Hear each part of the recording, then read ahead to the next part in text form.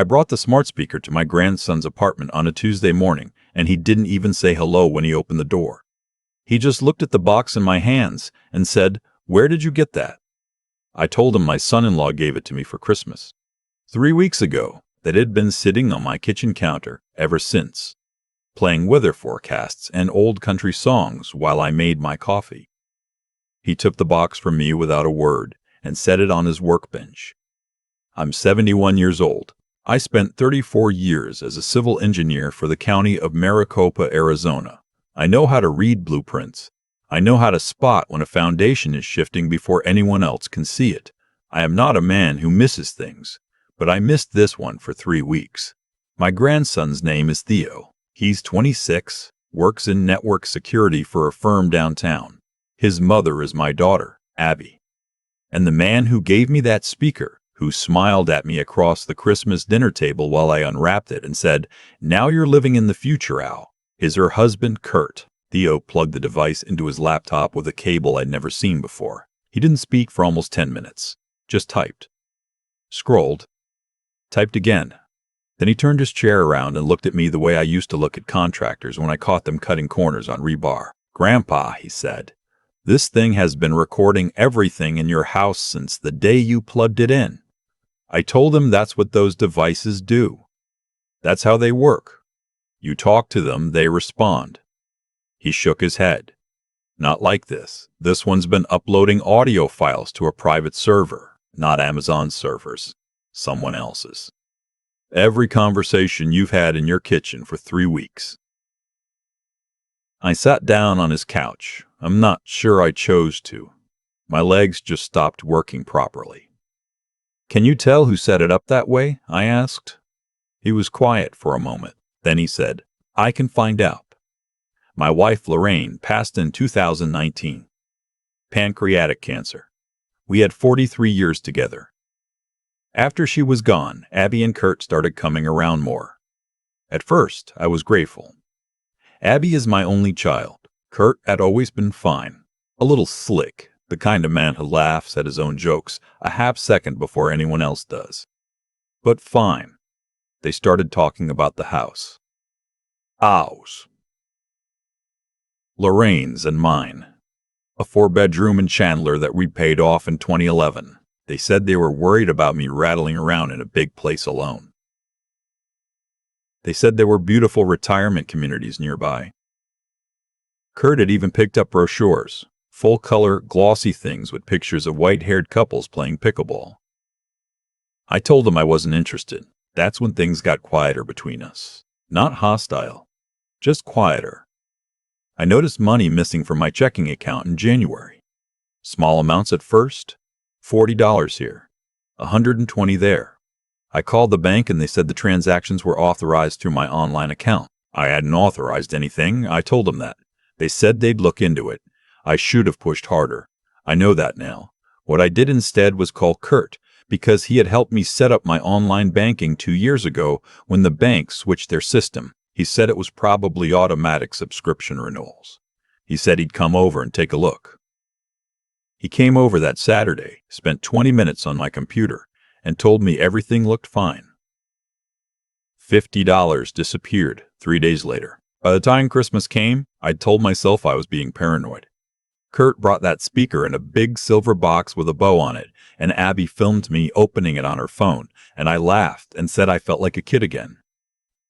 Kurt helped me set it up on the kitchen counter that same afternoon. 2 months later, I was sitting in Theo's apartment watching him dismantle my Christmas present like it was evidence. Because it was. He found the modified firmware first. Someone had replaced the device's original software with a version that bypassed the privacy filters entirely. The audio uploads weren't going to any company. They were going to a private server registered through a shell account. Then he found the keylogger. That's what he called it. A small piece of software that had migrated from the speaker's companion app onto my home network and from there onto my desktop computer. Every key I pressed. Every password I typed. Every time I logged into my bank account and moved my fingers across the keyboard. Someone was watching. How long? I asked. Since the app was installed. So. He checked the timestamps. Since Christmas Day. I thought about all the mornings I'd stood in my kitchen in my bathrobe, talking out loud while I made coffee, talking to Lorraine. Sometimes the way you do when someone's been gone long enough that it starts to feel normal to speak to the space they used to fill. Whoever was on the other end of that server had heard all of it. I am not a man who cries easily. I didn't cry then, but I wanted to. Can you find where the server is registered? I asked. Already did, Theo said. He turned his monitor toward me. The billing address for the server account was a business address, a property management LLC registered in the state of Arizona. I'd never heard the name before, but Theo had already done one more search, and he turned the screen back to show me the registered agent for that LLC. Kurt's full name. And Abby's. I drove home and I sat in my kitchen for a long time. The speaker was gone. Theo had kept it, but the counter where it had sat still had a small rectangle of clean space where the dust hadn't settled yet. I thought about what Kurt had been listening for. Then I remembered the conversation I'd had with my attorney in December, 2 weeks before Christmas, right there in my kitchen, on the phone, while I washed dishes. I called to ask about updating my will. I called Theo that night. I told him I needed him to help me figure out how much money was gone. It took us 4 days working together, him remotely accessing my accounts with my permission, me pulling paper statements from the filing cabinet in my office. The total came to $11,400 over 8 months, withdrawals made through my online banking, in amounts small enough to stay under the reporting threshold. Someone who knew exactly what they were doing.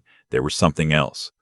Theo found it on the 3rd day. A file had been accessed on my computer, a scanned copy of Lorraine's and my original will.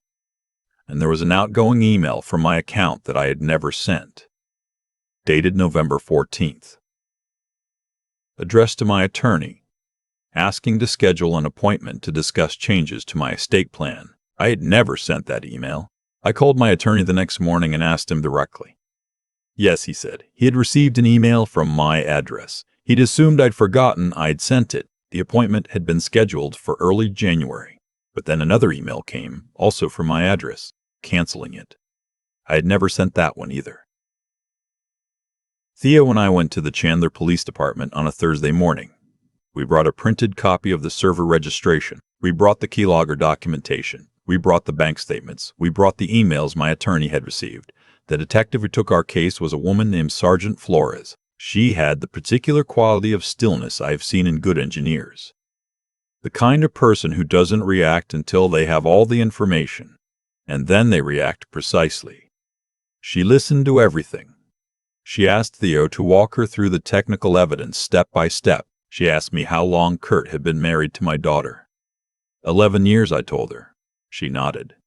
She said she wanted to bring in their financial crimes unit. I asked her how long this would take. She looked at me and said, Mr. Motter, Garrett, and then called herself because I'd introduced myself by my first name. Al. We're going to move on this quickly. I want you to do one thing for me in the meantime. She slid a notepad across the desk. Write down every conversation you remember having in your kitchen since Christmas. Anything financial. Anything about your property, your will, your accounts. Anything about your daughter and son-in-law. I filled 4 pages. I did not tell Abby what was happening. That was the hardest part. Not the fear, not the anger, but the silence. I had 2 conversations with her on the phone during those weeks. Normal conversations. While I sat in my living room wondering how much she knew. Whether she was part of it from the beginning, or whether she had let herself not ask questions she didn't want answered. I didn't know which version was worse. Sergeant Flores called me on a Wednesday evening, 6 weeks after Theo and I had first walked into the station. We have enough, she said. We're executing the warrant Friday morning. I asked if I should be there. She said no. She said I should go somewhere I'd be comfortable and wait for her call. I drove to Theo's apartment. We sat at his kitchen table and drank coffee, and he showed me a documentary about deep-sea fish that he'd been meaning to watch. We didn't talk about Friday morning. We didn't need to. Sergeant Flores called at 10:47 a.m. Kurt had been taken into custody at his office. The charges were wire fraud, unauthorized computer access, financial elder abuse, and forgery. The DA's office had been involved since week 3, she said. There was more than the $11,000. Investigators had found a separate account Kurt had opened in my name 18 months ago, using a forged signature on the application. There was $31,000 in it, transferred from various accounts over time. He'd been building toward something larger. The emails to my attorney. The canceled appointment. The will that had been accessed and, investigators believed, was going to be replaced.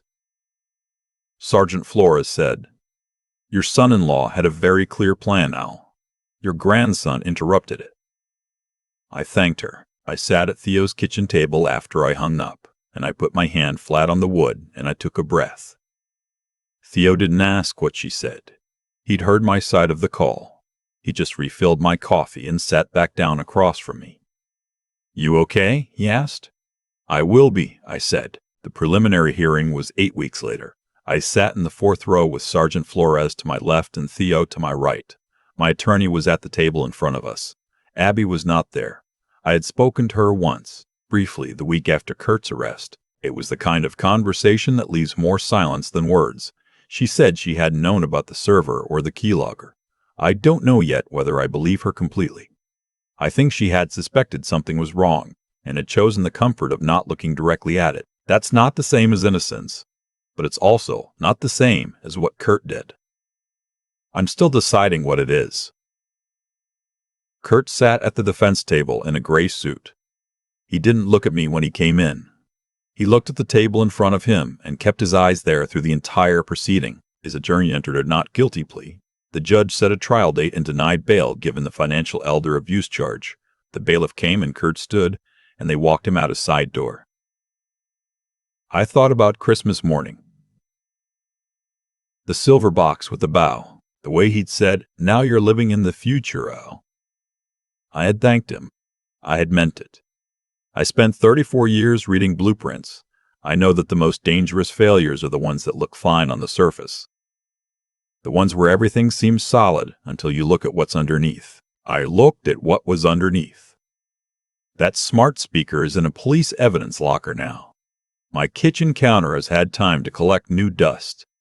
Every morning I stand there in my bathrobe and make my coffee, and sometimes I still talk to Lorraine. Because 43 years doesn't disappear, but now I know no one else is listening.